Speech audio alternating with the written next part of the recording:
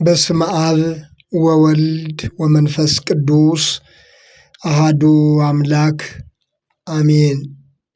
ይህንን መልእክት የምትሰሙ ሁላችሁም በያላችሁበት ሰላም እግዚአብሔር ይብዛላችሁ። የሰላም አምላክ ባለብዙ ምሕረት የሆነው ልዑል እግዚአብሔር ስለዚህች ዕለትና ሰዓት ክብርና ምስጋና ለእርሱ ይሁን። በሚሻበት ቦታ እግዚአብሔር ዝናብን ያዘንብ ዘንድ ስለ ዝናብ እንማልዳለን።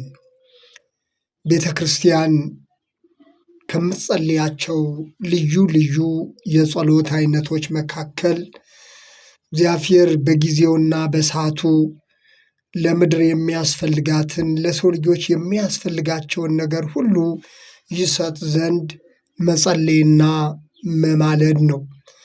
በቅዳሴ መካከል ከሚጸለየው የጸሎት አገልግሎት መካከል አንዱ በሚያስፈልግበት ቦታ በሚሻበት ቦታ እግዚአብሔር ዝናብን ያዘንብ ዘንድ ስለ ዝናብ እንማልዳለን የሚለው ጸሎትና ምልጃ ይገኝበታል። የወንዙን ውሃ ሙላልን ብለን እግዚአብሔር እነርሱን እስከ ወሰናቸውና እስከ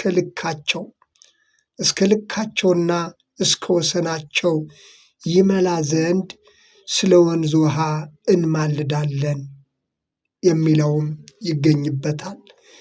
የወንዝ ውሃ ካልሞላ የቧንቧ ውሃ አይገኝም። የወንዝ ውሃ ከሌለ እግዚአብሔር ዝናብን ካላዘነበ የሰው ልጅ በቤትም ሆነ በውስጥ የሚያስፈልገውን ውሃ ማግኘት አይችልም። ስለዚህ ቤተ ክርስቲያን በዕለት ተዕለት ጸሎቷ ይልቁንም በቅዳሴው ስርዓት አምልኮ መካከል ይህንን ትጸልያለች። ይህንን በእግዚአብሔር ፊት ምልጃ ታቀርባለች። ዛሬም እግዚአብሔር ለምድራችን አስፈላጊውን ውሃ አስፈላጊውን ዝናብ ይሰጥ ዘንድ የአምላካችን የእግዚአብሔር ቅዱስ ፈቃዱ ይሁንልን። ሲቀጥልም ለመከርና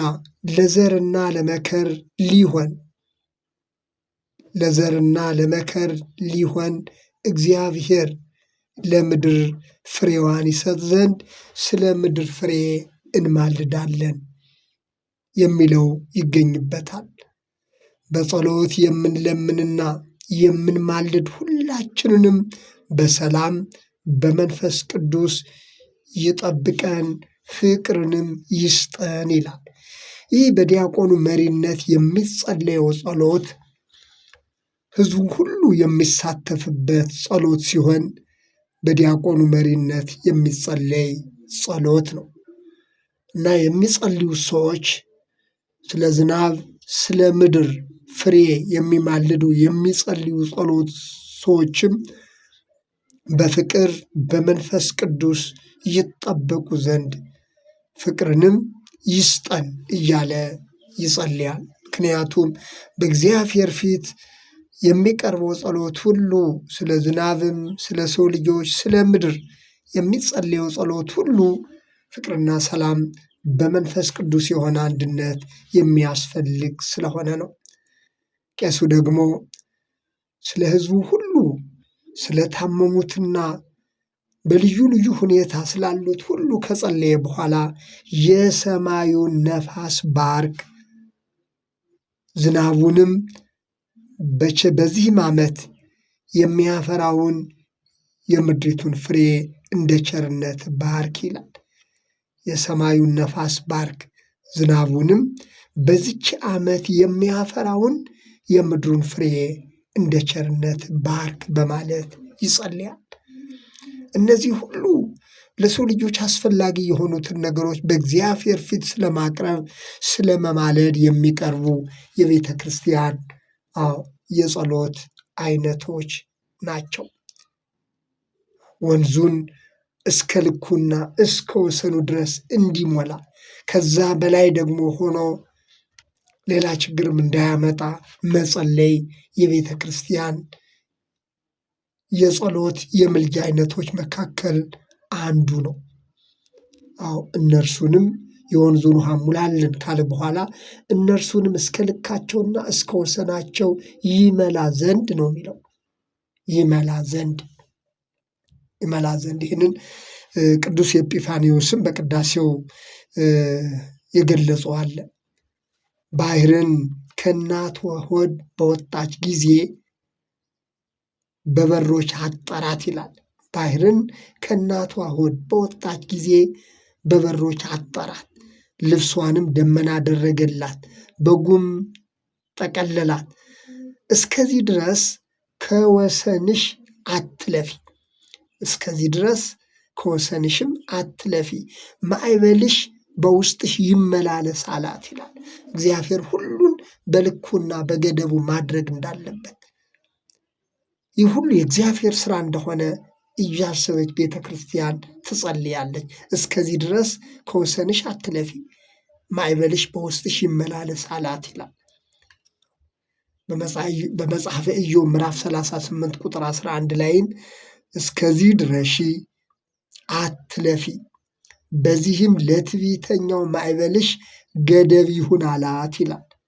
እስከዚህ ድረሺ፣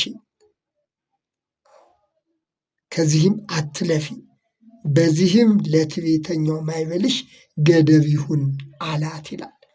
እግዚአብሔር ሁሉን በገደብ በልክ የሚሰራ አምላክ ስለሆነ የሚያስፈልገውን ውሃና ዝናብም በጊዜው መስጠት እንደሚገባ፣ ይህ ብቻ አይደለም፣ ዝናብ ብቻ ሳይሆን የምድርን ፍሬ ያሳድግ ዘንድ ቤተ ክርስቲያን ትጸልያለች።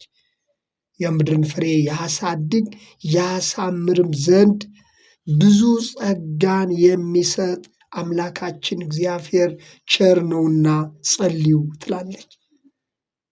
ጸልዩ፣ የምድርን ፍሬ የሚያሳድግ ያሳምር ዘንድ፣ የምድርን ፍሬ ያሳድግ ያሳምርም ዘንድ ብዙ ጸጋን የሚሰጥ አምላካችን እግዚአብሔር ቸር ነውና ጸልዩ።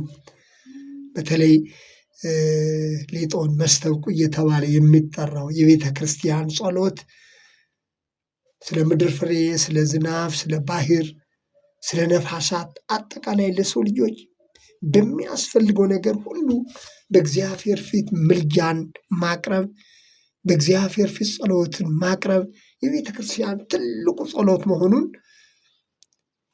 በዚህ ስርዓተ አምልኮ ውስጥ ይህ በቅዳሴውም በሳታቱም በማህሌቱም በልዩ ልዩ የቤተክርስቲያን አገልግሎት ሁሉ የሚቀርብ የጸሎት አይነት ነው። በሚሻበት ቦታ እግዚአብሔር ዝናቡን ያዘን፣ ስለ ዝናብ እንማልዳለን። ወገኖቼ አሁንም ቢሆን እግዚአብሔር ስለ ምድራችን ዝናብ ብዙዎች የደነገጡበት፣ አሁን እንግዲህ እግዚአብሔር ይመስገን ትንሽ ፊቱን እየመለሰ ነው። ነገር ግን ከገጠር እስከ ከተማ ያለው ሰው ሁሉ የሚነጋገርበት የዝናብ ነገር አሁንም ድረስ ብዙዎችን እያነጋገረ ያለ ሁኔታ ነው።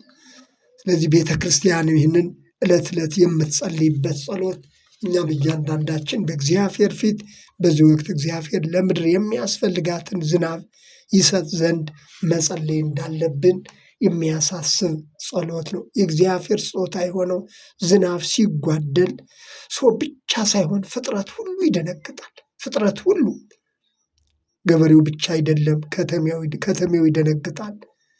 ፍጥረት ሁሉ ይደነግጣል። ምክንያቱም ትልቁ ስጦታ የእግዚአብሔር የሆነው ስለሆነ።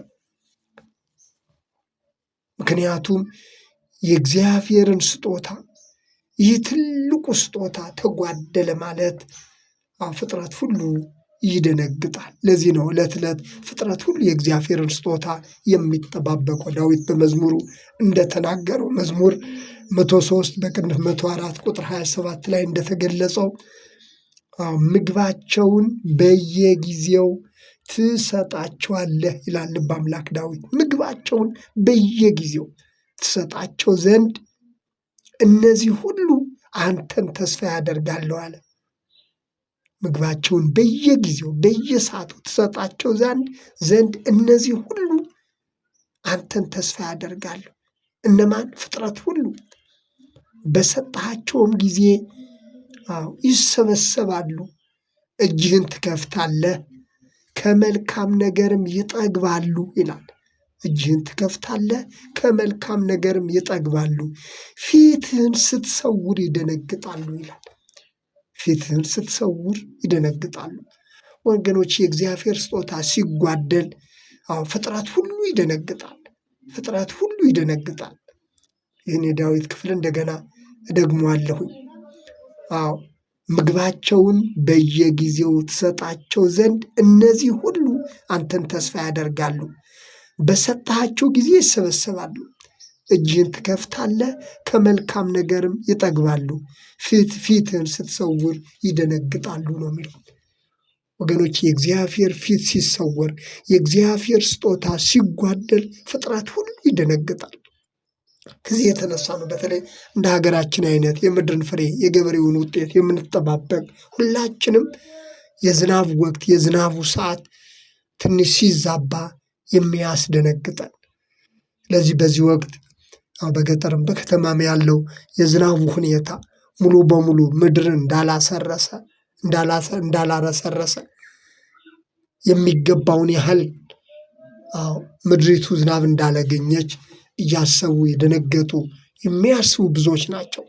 ምክንያቱም እግዚአብሔር የሚሰጠን ሰማያዊ ስጦታ ዝናቡ ለምድርም ለሰው ልጆች ለፍጥረት ሁሉ አስፈላጊ ስለሆነ ነው።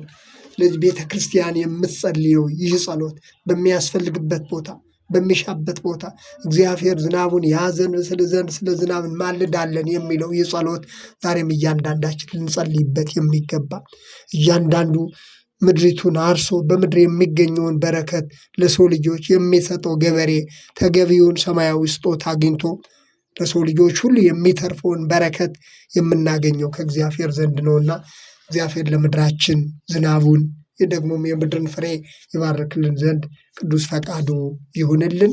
አምላካችን እግዚአብሔር የማያልቀውን በጎ ስጦታውን አትረፍርፎ እንዲሰጠን አትረፍርፎ እርሱን ተስፋ አድርጎ ወደ እርሱ የሚንጋጠጡትን ሁሉ እግዚአብሔር በስጦታው እንዲያረካልን ቅዱስ ፈቃዱ ይሁንልን። አሜን።